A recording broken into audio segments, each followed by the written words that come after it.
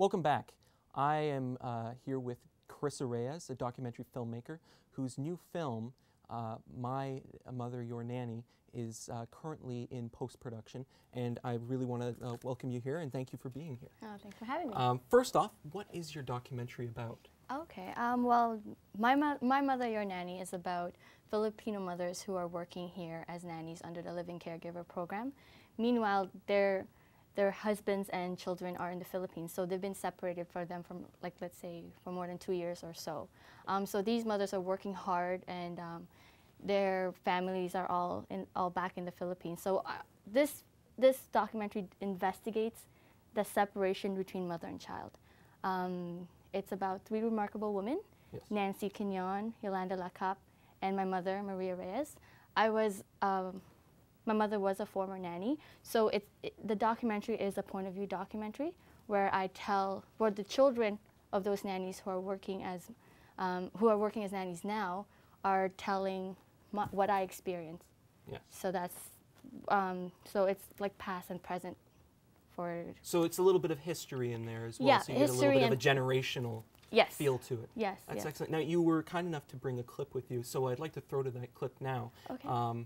Can you set up the clip? Sure. This is, the clip is of Nancy. Yeah. She's just, we're at the park with the children that she's working for, and then we go back to the Philippines and we show her family living without her. All right, let's roll the clip. We need to go, Tessa. I go to the park with the kids. I usually thinking that's my kid playing in the park and sitting on the swing. It's quite sad to think about that it's not my kid sitting on the swing, but it's other people's kids that I take care of. So how I wish that my kid is also playing, sitting on the swing, running around the park.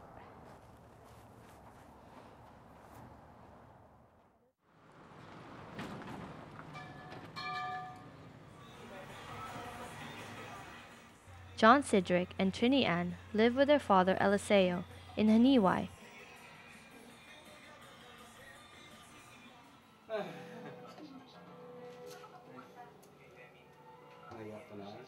Horace lives in a town called Oton with Natty, Nancy's sister, because it is closer to the university he attends. Wala nga pamilya, malungkot. Pero okay lang habang tumatagal na nasasanay na rin na kami nga wala si nanay. Kami lang 4, pati si tatay.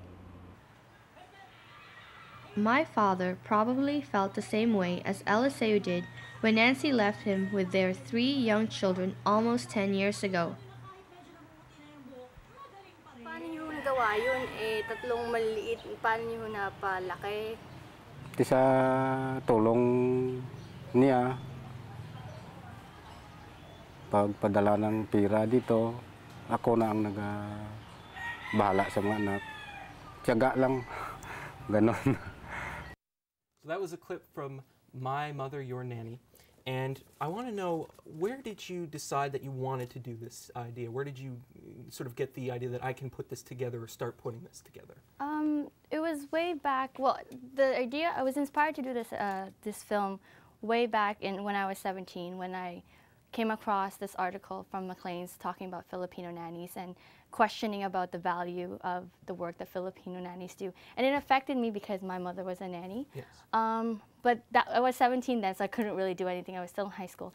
And then in 2009, I came across another article in the Toronto Star, and again, it talked about Filipino nannies, but this time the article talked about the children and how the separation affected the children with their mothers. Right. So, and I was at Centennial College, and we were still producing that show. We were producing many documentaries for our school show, The Journal. So I thought that it would be a great topic, and this would be the moment that I can actually produce this film now. And I will be doing it through film. Yes. And telling my mom's story. And from there, did you get support from people in Centennial and other facilities to sort of help make it larger? Because I'm sure when you were first doing it, maybe you thought of it as a mini documentary, but did you ever think that it could be a feature length? I didn't really think so, but Chris Terry, our professor, he he was very encouraging for me to pursue the film and to become or to produce it as a feature length because it is a story that should be told. Yes, absolutely. So Centennial College fully backed us up, gave us full support financially. They gave us a grant. That's why Excellent. we were And able well to deserved. film to the Philippines. Yes, and that's actually something I'd like to talk about. You shot part of this film in the Philippines. Now, what was that like, actually traveling there and seeing the culture and sort of going back? Well, when we filmed that, it's been about 8 years since I got back. So, I've always when I came back, it always felt home to me.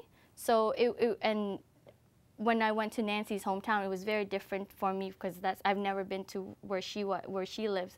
So it was an eye-opening for me as a filmmaker because the Philippines is such a beautiful place to shoot, even though it's poverty-stricken. But like, I know Kim Smith, my camera person, she just rolled and it just beautiful pictures just came. So. Well, that's excellent. Now, what are your plans with the documentary now that it is completed? Yes. What do you want to do with it? Well, we submitted to film festivals such as Hot Docs.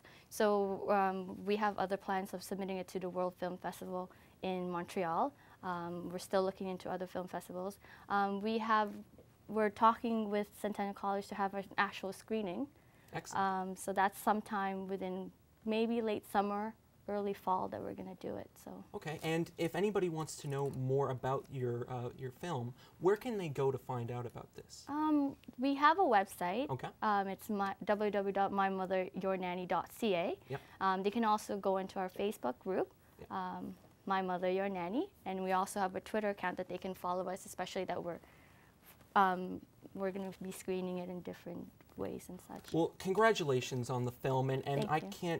I have to wish you the best of success because you're going to do so well. I've had the opportunity to see some of it, so congratulations, Chris. It's so thanks, deserving. Eric. Thank you, and So congratulations to you too. Thank you, thank you. We'll be back after the break with the segment called Peter Says.